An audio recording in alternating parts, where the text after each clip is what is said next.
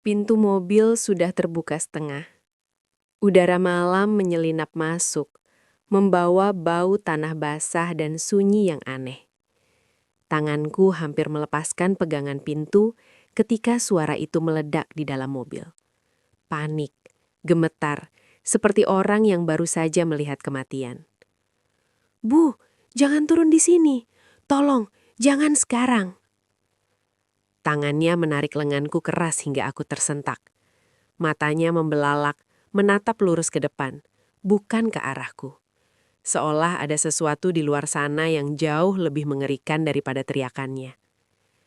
3 menit kemudian, aku berdiri kaku, tak mampu bergerak.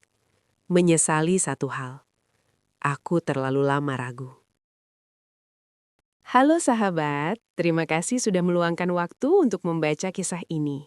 Cerita yang akan aku bagikan bukan sekedar fiksi menakutkan, melainkan pengalaman yang benar-benar terjadi dan masih membekas kuat hingga sekarang. Setiap detailnya aku ingat jelas, karena malam itu mengubah caraku memandang perjalanan pulang. Sebelum melanjutkan, aku mohon dukungan kalian untuk menyimak cerita ini sampai akhir. Setiap bab saling berkaitan dan menyimpan petunjuk penting yang tidak bisa dipisahkan. Mari kita mulai perlahan, dan biarkan ceritanya membawa kalian masuk ke malam yang tak pernah ingin kuulang. Yuk kita ramaikan dulu kolom komentarnya, serta jangan lupa untuk klik tombol like, subscribe, dan aktifkan loncengnya, agar sahabat Fafa tidak ketinggalan cerita-cerita seru lainnya. Dukungan dari sahabat Fafa sangat membantu channel ini untuk terus berkembang dan menyajikan cerita-cerita menarik lainnya. Dan seperti biasa, Fafa mau absen nih. Coba tulis nama sahabat, asal kota, dan ketik kata hadir di kolom komentar bawah. Fafa pengen tahu, sahabat setia Fafa dari kota mana aja. Sudah siap sahabat? Yuk kita langsung masuk ke ceritanya. Malam itu adalah salah satu malam paling melelahkan dalam hidupku. Jam di layar ponsel menunjukkan pukul 23.37 ketika aku akhirnya melangkah keluar dari gedung kantor. Lantai parkiran sudah kosong, hanya ada gema langkah kakiku sendiri yang terdengar terlalu jelas.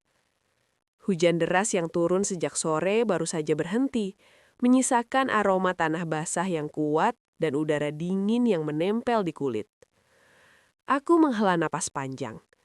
Kepalaku pening. Mataku perih karena terlalu lama menatap layar komputer.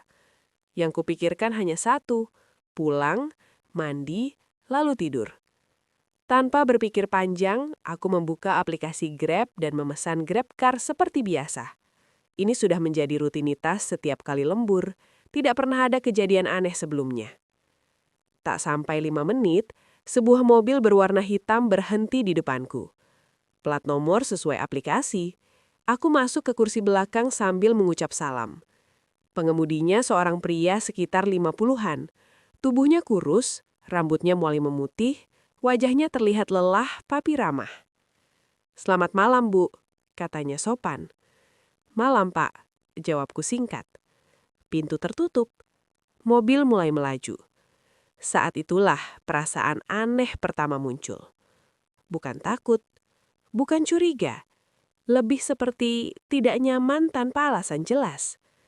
Di dalam mobil terasa sangat hening. Radio tidak menyala. Biasanya pengemudi memutar musik pelan, atau setidaknya radio berita malam. Tapi kali ini tidak ada apa-apa selain suara mesin dan gesekan ban di aspal basah. Aku melirik dashboard. AC menyala normal, tapi hawa dingin yang kurasakan bukan dingin biasa. Rasanya seperti merambat pelan dari kaki ke dada.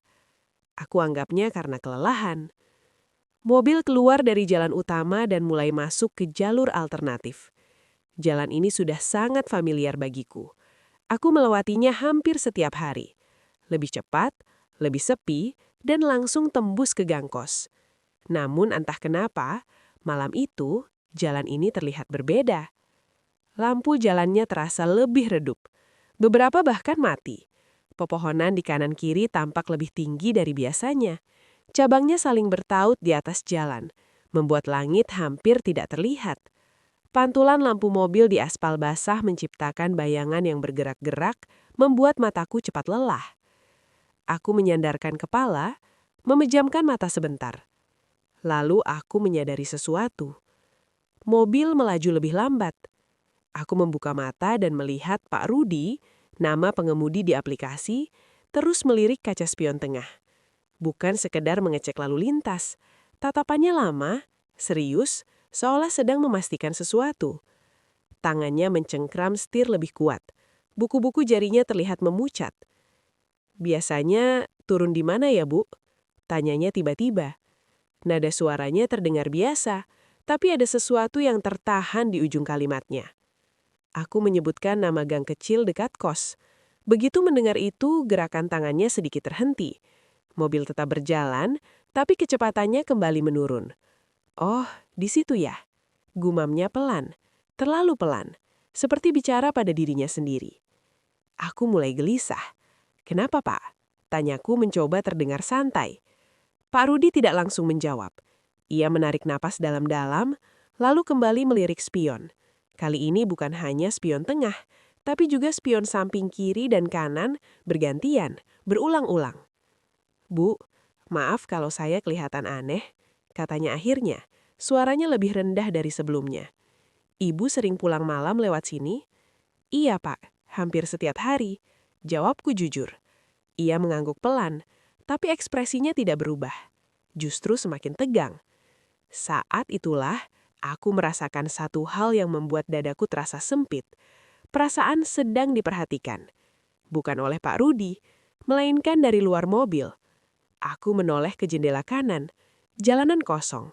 Tidak ada orang, tidak ada kendaraan. Tapi bulu kuduku berdiri.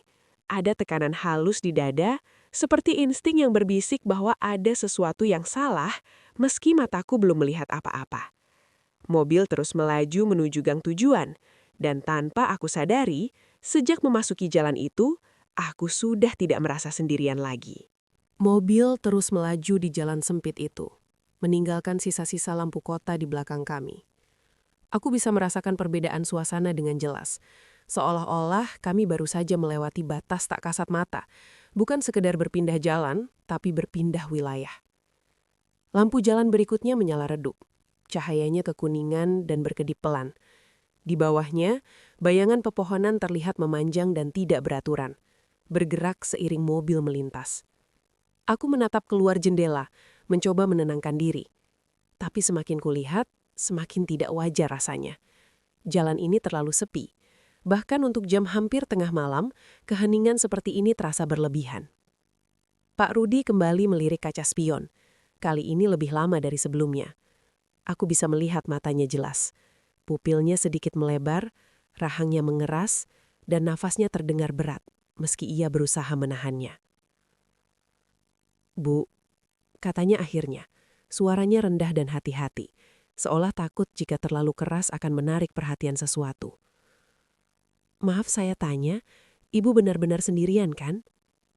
Pertanyaan itu membuat jantungku berdegup lebih cepat. "Maksudnya?" tanyaku, meski sebenarnya aku sudah bisa menebak arah pembicaraannya. Ia tidak langsung menjawab. Mobil melambat lagi. Tangannya kini menggenggam setir dengan sangat kuat sampai aku bisa melihat urat-uratnya menonjol. Dari tadi, ia menarik nafas dalam. Saya merasa seperti ada yang ikut. Kalimat itu menggantung di udara. Tidak ada penjelasan lanjutan. Tidak ada tawa untuk mencairkan suasana. Hanya sunyi yang semakin menekan. Aku mencoba tersenyum, meski bibirku terasa kaku. "Ah, mungkin Bapak capek. Jalanan juga sepi," kataku, berusaha rasional. Tapi Pak Rudi menggeleng pelan. "Bu, saya narik malam sudah lebih dari 10 tahun. Saya hafal betul bedanya capek sama tidak sendirian." Aku menelan ludah. Dadaku terasa sesak. Tanpa sadar tanganku mencengkeram tas di pangkuan. Aku kembali menoleh keluar jendela. Kali ini dengan rasa was-was yang tidak bisa lagi kututupi. Di bawah pohon besar dekat tikungan, aku melihat sesuatu. Awalnya aku mengira itu hanya bayangan. Tapi bayangan itu terlalu pekat, terlalu berdiri tegak. Bentuknya menyerupai manusia. Tinggi, kurus, dan diam. Tidak bergerak meski daun-daun di sekitarnya tertiup angin. "Pak," suaraku nyaris berbisik. "Itu di pinggir jalan, Pak Rudi tidak langsung melihat ke arah yang kutunjuk, seolah ia sudah tahu. "Iya, Bu," katanya lirih. "Yang itu." "Yang itu maksudnya apa?" "Dari lampu tadi," katanya sambil menunjuk ke depan. "Dia sudah ada. Setiap kita lewat lampu jalan, posisinya selalu berubah. Tapi jaraknya selalu sama." Aku memperhatikan lebih seksama. Mobil bergerak maju, melewati lampu jalan berikutnya. Dan benar saja, sosok itu kini terlihat lagi, beberapa meter di depan, berdiri di sisi jalan yang lain. Tidak berjalan, tidak berlari. Seolah berpindah tempat tanpa proses. Nafas terasa semakin berat.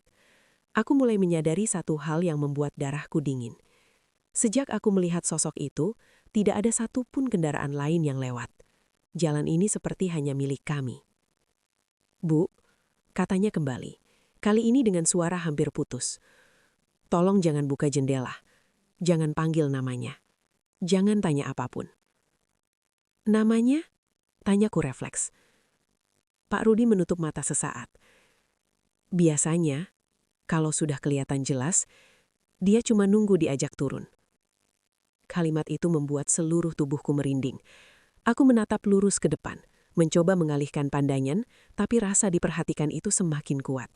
Seolah ada mata lain yang kini menempel tepat di tubuhku. Sosok itu kini terlihat lebih dekat. Bentuknya semakin jelas. Rambut panjang terurai menutupi wajah.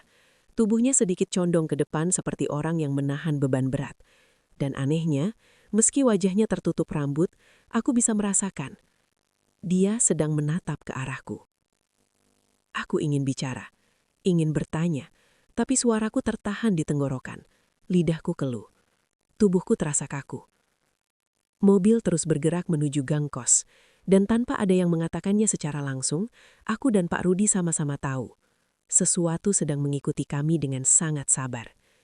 Dan entah kenapa, di lubuk hatiku yang paling dalam, muncul keyakinan yang menakutkan.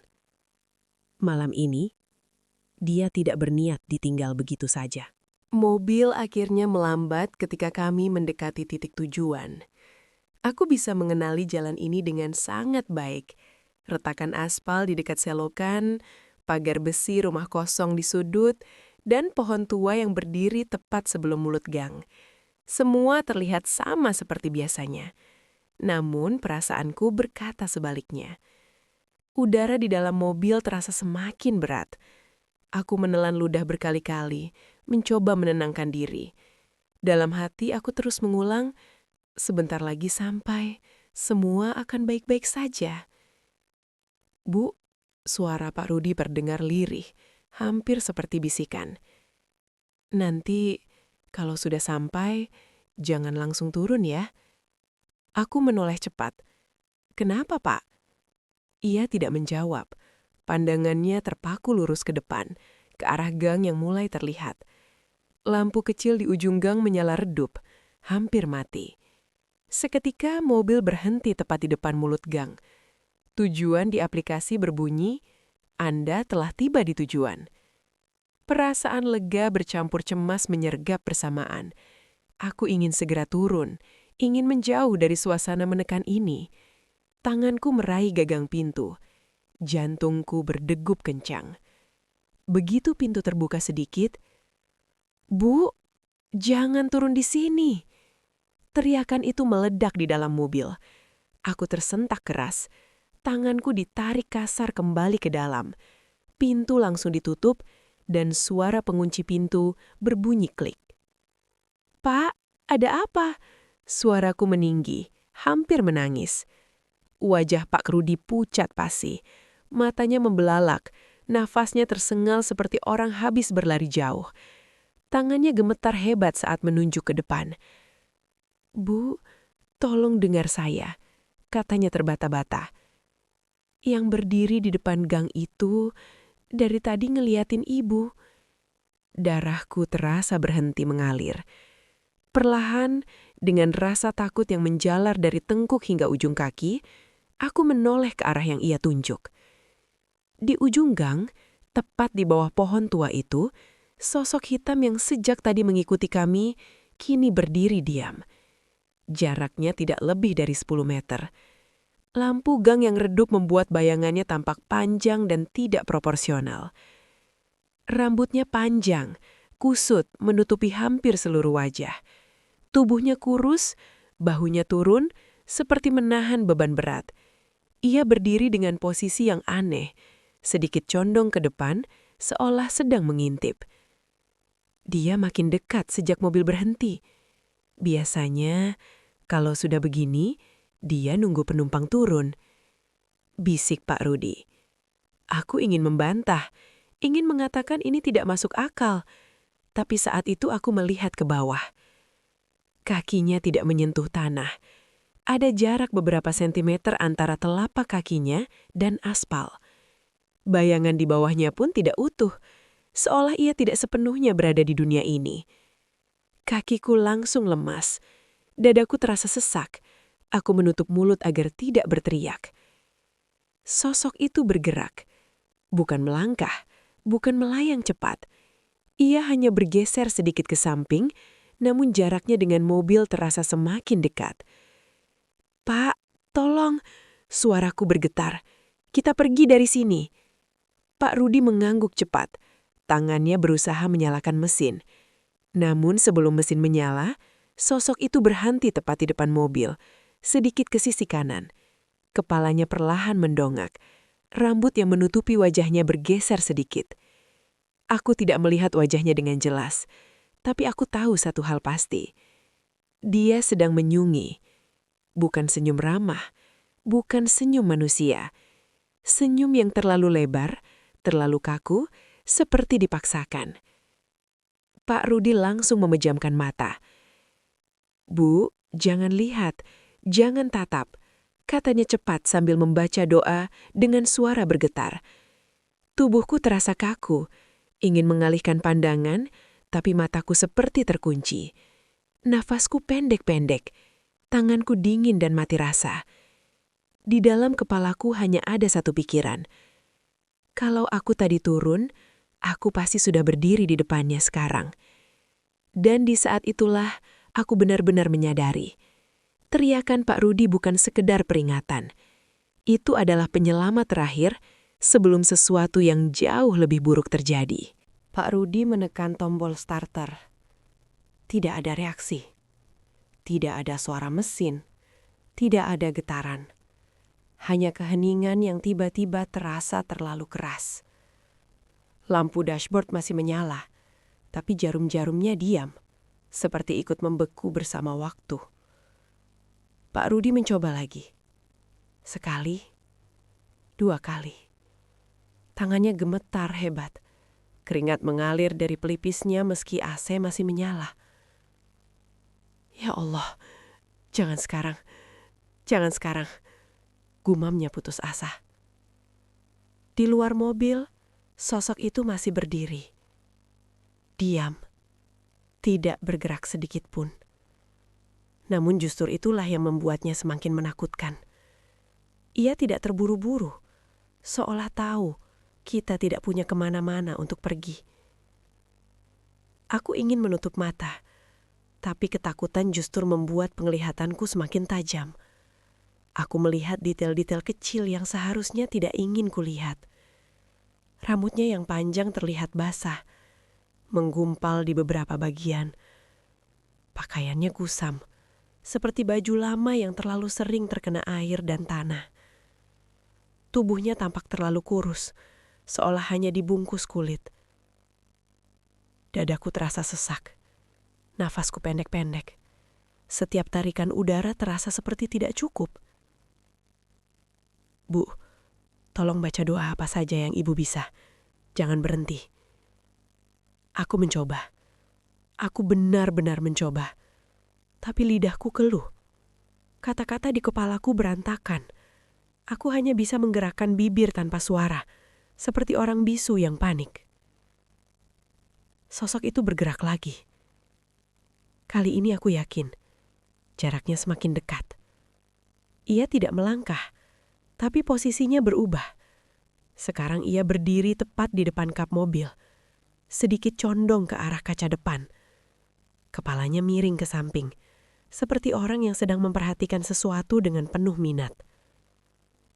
Dan lalu, ia mengetuk kaca.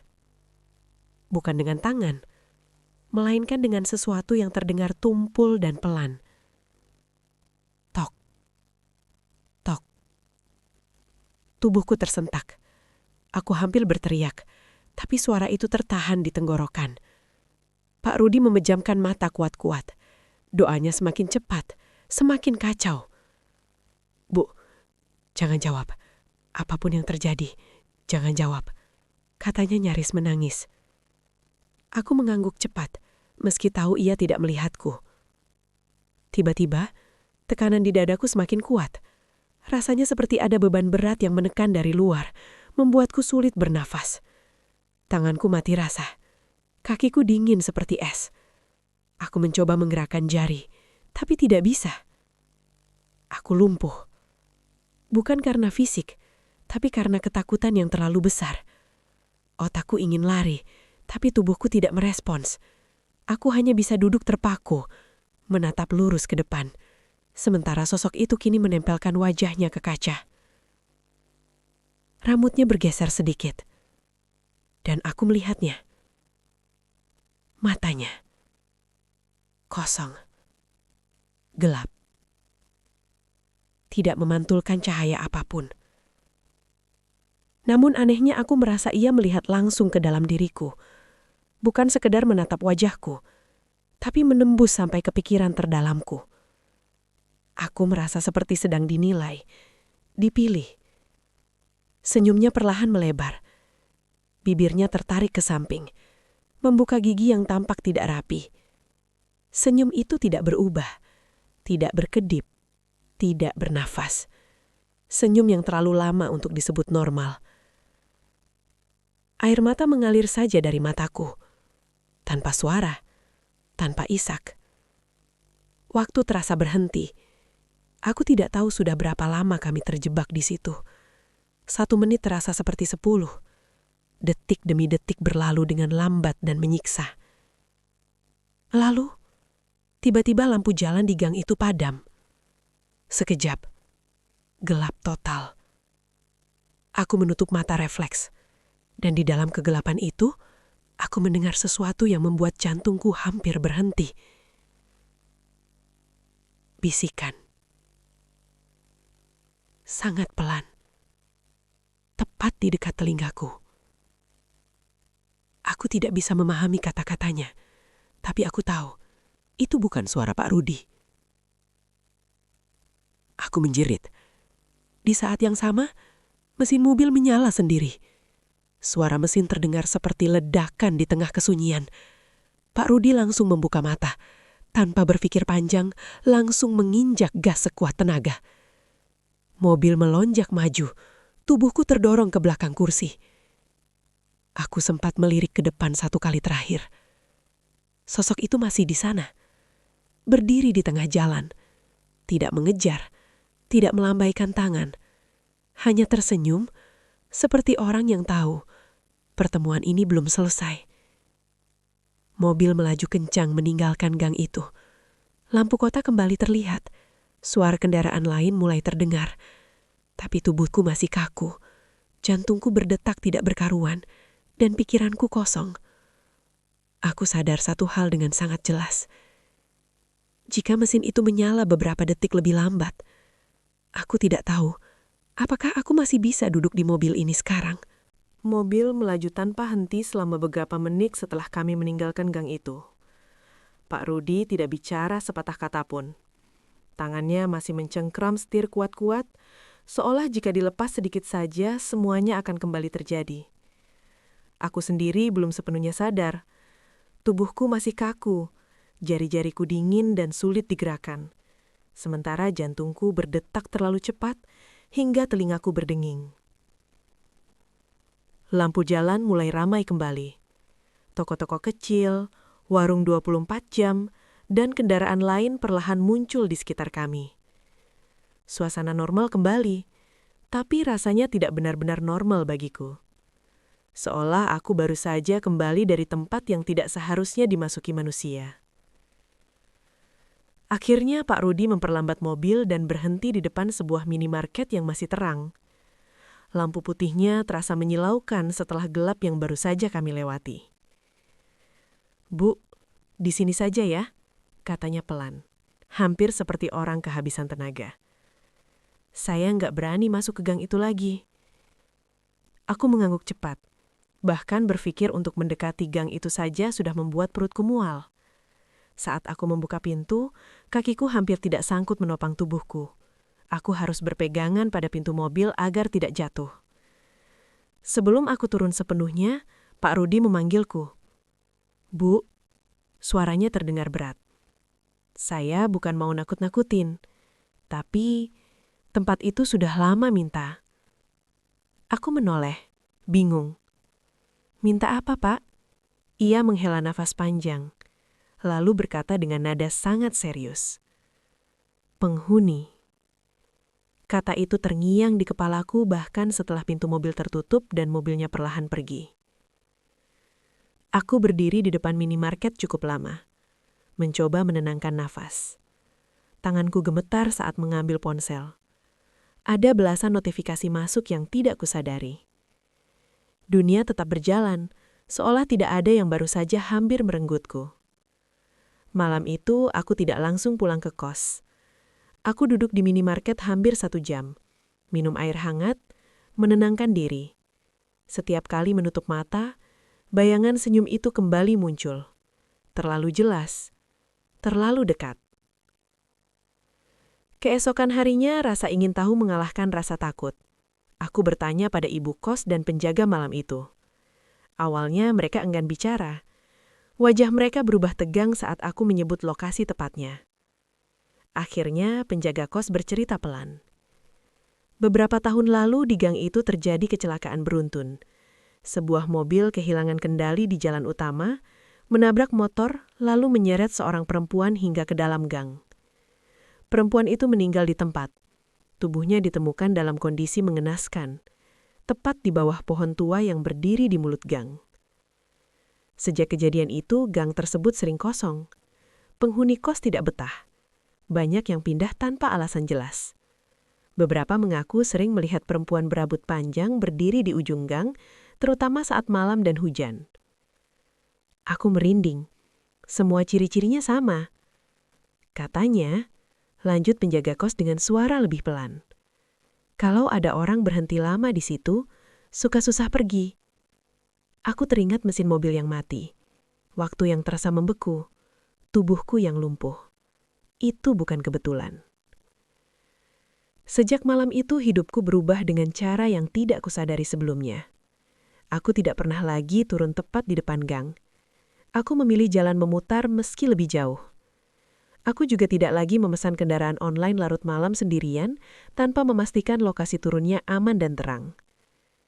Kadang saat melewati daerah itu di siang hari, aku masih merasakan perasaan tidak nyaman. Pohon tua itu masih berdiri.